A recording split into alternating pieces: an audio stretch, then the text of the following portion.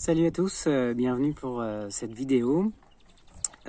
Aujourd'hui je la fais à l'extérieur parce que ça me semblait pertinent par rapport au sujet que je voulais aborder. Je voulais illustrer mes propos avec la nature. Donc le sujet principal, comme vous l'avez vu dans le titre, c'est le travail. Quel rapport on a avec le travail au sein de notre société, comment on le perçoit et comment on peut voir que ce travail, le fait d'avoir un emploi est très bien ancré dans nos sociétés. On va se dire, de toute façon, il faut un travail, peu importe s'il me plaise, faut gagner sa vie. Déjà, rien que le terme gagner sa vie. Y a quelque chose de dérangeant parce qu'on n'a pas à gagner sa vie. En fin de compte, sa vie, on l'a déjà. Donc on nous ancre bien ça dans la tête, faut gagner sa vie, faut travailler, et c'est pas autrement parce que sinon soit ton pays tourne mal ou soit du coup toi tu n'existes pas au sein de la société. Donc aujourd'hui on est sur un modèle avec 35 heures par semaine, ce qui nous octroie 2 jours par semaine pour pouvoir nous reposer. Ces 2 jours on va pouvoir être et exister. Et puis sur les 5 jours suivants, on va être plutôt dans l'action, dans le faire, et notamment pour, on va dire, pour produire et être dans ce système de production pour alimenter la machine. La question qui se pose, alors comme c'est ancré dans nos sociétés, c'est toujours un sujet tabou. Simplement parce que on a été conditionné comme ça, on a été élevé pour croire que ce système ne pouvait pas fonctionner autrement. La question c'est est-ce qu'elle permet l'épanouissement, est-ce qu'elle permet notre épanouissement, en tout cas l'épanouissement des êtres humains, des gens qui vivent sur ce modèle-là. Aujourd'hui c'est tellement bien ancré que quand on n'a pas d'activité, souvent on est très mal vu. Il y a un peu ce conditionnement de la société qui finalement pense que si tu n'es pas dans l'action, si tu n'as pas d'emploi, tu n'existes pas. Ou alors c'est que voilà, tu es un feignant et aujourd'hui être feignant c'est très mal vu sur notre, en tout cas sur notre continent, au sein de notre pays notamment. Si aujourd'hui tu ne travailles pas, en fait si tu es feignant, c'est pire finalement que d'être égoïste ou d'être méchant ou ça c'est pas grave du moment que tu as un emploi, mais par contre si tu es dans l'inactivité, là c'est grave, là on te juge, tu ne participes pas à l'effort collectif, tu te dois de penser un peu comme une fourmi. Sauf que quand on regarde le modèle des fourmis, alors certes c'est un modèle qui tient, mais il y a quand même on est sur de la monarchie en fin de compte, où il y a une reine finalement qui a un peu, qui a des droits, et du coup les ouvriers derrière qui n'ont pas ces mêmes droits et qui doivent œuvrer pour la colonie. Ce modèle il peut être il peut être jugé correct et bien, ça fait des milliers d'années que les fourmis fonctionnent comme ça. Alors je dis des milliers d'années parce que les fourmis bien sûr elles sont plus, même peut-être des millions, je sais plus, je sais pas exactement. Derrière ça, est-ce que la question qui pourrait se poser, est-ce qu'une fourmi est heureuse d'agir comme ça pour la colonie? Alors j'avais regardé des études justement sur les fourmis et donc il s'avère qu'une ouvrière n'a pas le droit d'avoir des œufs, de pondre des œufs, d'être en tout cas de prendre un peu le rôle de la reine. Et il s'avère qu'il y a quand même quelques ouvrières qui dérogent à la règle et donc qui, alors je ne sais pas si on dit tombe enceinte, mais en tout cas qui portent des œufs à certains moments.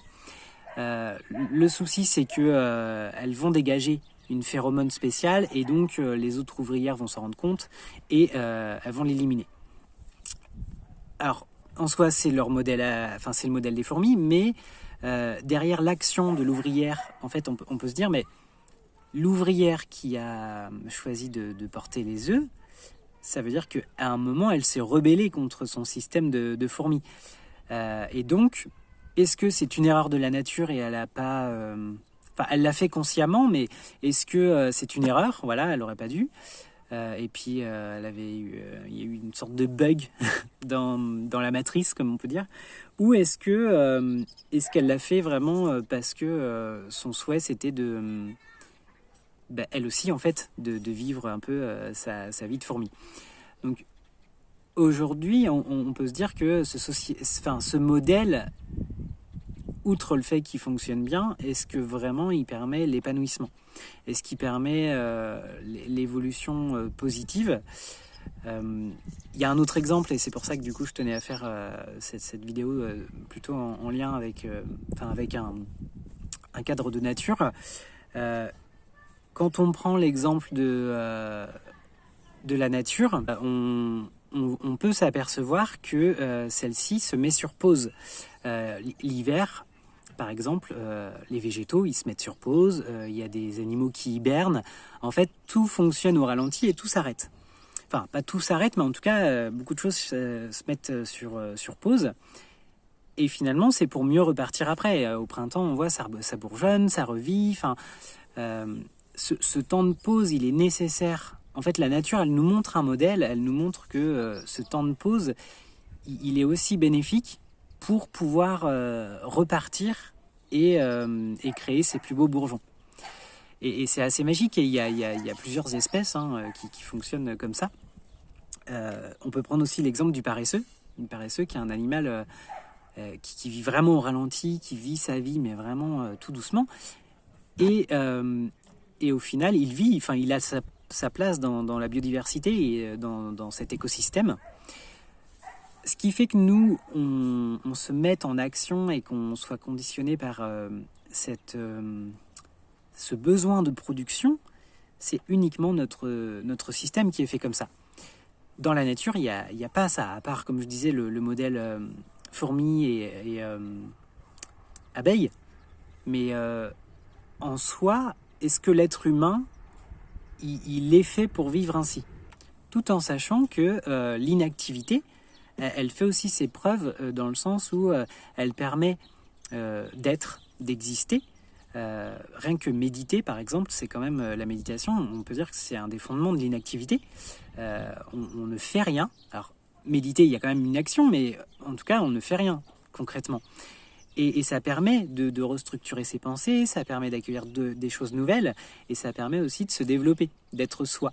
Et des fois, accueillir son soi, accueillir son intérieur, c'est ça aussi qui permet de développer cette créativité, qui permet de s'accomplir, de s'éveiller, et qui permet aussi de faire potentiellement de grandes choses. Peut-être que c'est intéressant de se dire que peut-être qu'on pourrait imaginer par exemple un modèle de société où on serait dans l'inactivité pendant un certain temps, quand on le souhaite, et puis une fois qu'on a rechargé un peu ses batteries, on repart sur une activité qui nous fait sens, qu'on a choisie, et en plus une activité qu'on a décidé de mettre en œuvre pendant qu'on était inactif. Parce que finalement, quand on voit il y a un problème quand même dans notre système, parce qu'il y a beaucoup de gens qui ne sont pas heureux au sein de leur travail, et c'est terrible, parce qu'on passe quand même la majeure partie du temps sur notre lieu de travail. Donc il y a beaucoup de gens qui ne sont pas forcément heureux. Il y a des gens qui aimeraient avoir plus de temps pour eux, mais qui n'en ont pas, qui courent, qui se disent on profitera à la retraite, c'est pas grave. Sauf que on voit aussi que là où le système fonctionne mal, c'est que l'âge de la retraite est tout le temps repoussé, parce que ça marche pas. Donc aujourd'hui, on est dans une surproduction, une surconsommation, on est dans l'extrême, et donc on doit toujours travailler plus. Et d'ailleurs, je soupçonne, c'est le discours qu'a eu notre président actuel, qui disait il va falloir travailler plus. Même cette réforme, il y a une réforme par rapport au chômage, il y a une réforme sur le RSA qui est en discussion. On sent en fait que dans la tête de nos politiciens, enfin pas tous, mais de certains, il va falloir produire plus, il faut produire davantage. Le souci, c'est que comme l'économie est mal répartie, plus on produit davantage, moins c'est bénéfique pour nous. Mais par contre, plus c'est bénéfique pour une certaine élite. Donc ça veut dire qu'on est quand même sur une forme d'esclavage moderne où on va produire davantage pour une élite, pour gagner notre vie, parce que finalement, gagner notre vie, ça veut dire, tout est dit là, hein, ça veut dire que notre vie ne nous appartient pas, et on va avoir quelques jours, des fois, voilà, on va nous dire, bah, là, voilà, tu peux être en vacances, si, c'est mérité, tu as le droit à 5 semaines dans l'année, et du coup, on va être content, en plus, on va dire, ah, bah, c'est gentil, donc on valide ça, on valide cette condition, et on valide en fait un peu notre statut d'esclave. Alors d'esclave moderne bien sûr, hein, on n'est plus sur de l'esclavage avec le fouet. Quoique si tu rentres pas dans les clous et que tu oses te manifester, bon bah c'est pas un coup de fouet mais c'est un coup de matraque, c'est un peu différent. Mais en tout cas voilà, est-ce que vraiment qu'est-ce qui est le plus important finalement? Est-ce que c'est pas la richesse du cœur d'une personne qui est le plus important, de ce qu'elle vaut? Ou est-ce que c'est son travail? Parce que alors je fais suite à... Enfin, cette vidéo, elle fait suite à une vidéo sur TikTok que j'ai publiée qui parlait du RSA. Et où j'ai pu voir quelques commentaires où les gens se disaient « Mais non, moi je supporte pas les gens qui travaillent pas, je supporte pas les gens qui font rien, qui sont feignants. » Et moi, je répondais souvent, bah, moi, je suis dans l'emploi, mais je suis quelqu'un de très feignant. Là, par exemple, je fais une vidéo, je suis assis dans ma cour, enfin, je suis pas très productif. Et c'est OK. Et si je pouvais faire ça assez souvent, je m'en contenterais. Vivre au ralenti, vivre en harmonie avec la nature, avec les êtres vivants, être et exister, ce serait bénéfique. Après, je pense qu'en plus, c'est même pas... dans les gens il y a des gens qui ne veulent pas aller vers l'emploi, hein, volontairement. Dans ces gens-là, je pense que c'est pas une question d'être feignant. C'est plutôt une question de ne pas adhérer à ce système qui dévore et qui est toxique, et en plus qui est pas bénéfique pour la planète. Donc, les gens n'adhèrent pas à ce système. Par contre, dans les gens, en tout cas que j'ai pu accompagner, il y a des personnes qui font leur propre jardin, qui font leur culture. Enfin, ils ne sont pas inactifs finalement. Ils sont actifs pour vivre. Donc, je pense qu'aujourd'hui, si on devait produire pour nous-mêmes ou pour une plus petite collectivité, et qu'on soit plus dirigé comme une entreprise, parce que clairement la France est dirigée comme une entreprise, si on le voyait plutôt dans ce sens-là, j'avais vu que dans les abeilles, justement, il y en a qui sont inactives. Alors, je ne sais plus pour l'équilibre de la ruche. Alors, il faudra vérifier parce que je ne veux pas dire de bêtises, mais je sais qu'il y a des abeilles qui ne font rien. Et c'est leur mission de ne rien faire pour l'équilibre de la colonie, de la ruche. Bref, en tout cas, tout ça pour dire que si on produisait à petite échelle, alors, je sais pas, pour un écolieu ou une petite collectivité, et pour nous-mêmes, je pense qu'il y aurait beaucoup plus de gens dans l'action, parce que ce serait du concret en fait. Là, on produit son jardin, c'est du concret, ça pousse, c'est pour se nourrir, c'est pour vivre en fin de compte. Là, le gars qui va faire de la métallurgie, il va souder des tiges en métal pour fabriquer des balcons, et que ce soit des tiges en métal et que le balcon après, je trouve pas mon mot, mais en tout cas pour fabriquer le renforcement du balcon, je suis pas sûr que... il œuvre en effet pour son pays, pour fabriquer des choses, mais est-ce que vraiment derrière il y a un accomplissement? Il y a des métiers comme ça, même rien que l'agroalimentaire, alors qui est vraiment un job alimentaire pour le coup, même ça, je vois personne qui s'épanouit dans ce type de métier. Moi je l'ai fait, c'était juste pour gagner ma vie, et voilà, je le redis d'ailleurs, c'était juste pour pour pouvoir avoir assez de ressources pour vivre. Et le pire justement, c'est que le système est tellement mal fait que dès la jeunesse, dès que on rentre à l'école, il faut savoir ce qu'on doit faire. Donc il y a souvent un conseiller ou une conseillère d'insertion, enfin non, d'orientation, qui vient essayer d'ouvrir des portes, et enfin des portes en tout cas, qui vient essayer d'aiguiller sur les aspirations de la personne, enfin du jeune en tout cas, et souvent quand le jeune ne sait pas quoi faire, on va le mettre dans une filière là où il y a de la place. Ou alors les parents vont dire bah non tu feras ça et puis c'est tout, ou alors ça va être une question de budget, parce que les études ça coûte cher et du coup il faut aussi s'orienter vers ce qui est accessible. Donc aujourd'hui on est vraiment sur un modèle où on peut choisir difficilement ou vers quoi s'orienter. Et donc non seulement ça permet pas de choisir son propre chemin, et en plus quand il faut s'orienter vers un chemin non choisi, parce que il faut quand même rentrer dans le moule, là ça devient dur, parce que ça veut dire mettre une partie de soi de côté, et c'est ça qui bloque aujourd'hui dans l'accès à l'emploi. Donc tout ça mis bout à bout, on peut comprendre que finalement notre société qui a été façonnée par ce monde de l'emploi, et où on a convaincu le peuple qu'il fallait absolument produire davantage, travailler plus, et que si tu travailles pas, tu n'existes pas et tu n'es rien, et tu es nocif même, limite c'est ça, hein. Eh bien peut-être qu'il est à revisiter. Si on prend de la hauteur, en soi, il n'y a pas de... C'est pas toxique d'être et d'exister simplement.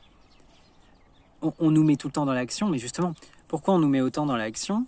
Des fois, on peut se poser la question, est-ce qu'on n'essaye pas de justement nous empêcher de réfléchir, d'avoir ce temps pour développer notre lumière ? Parce que comme on n'a pas le temps, on court tout le temps.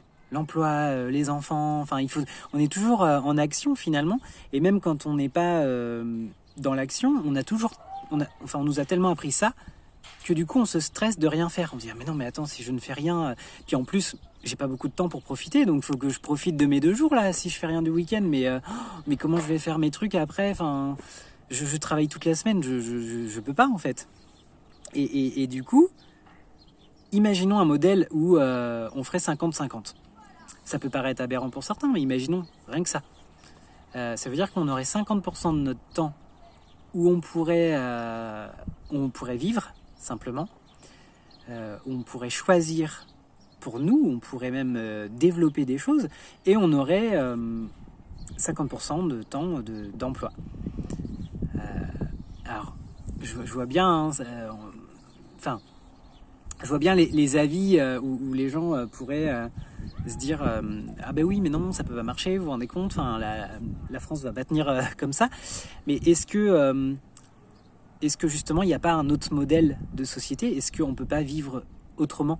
Pourquoi on est obligé de choisir le modèle qu'on nous a présenté depuis le début? Est-ce que ça vaut pas le coup d'essayer de se dire on peut peut-être vivre différemment, en harmonie avec le vivant, mais en harmonie avec nous-mêmes, simplement. Bonne réflexion.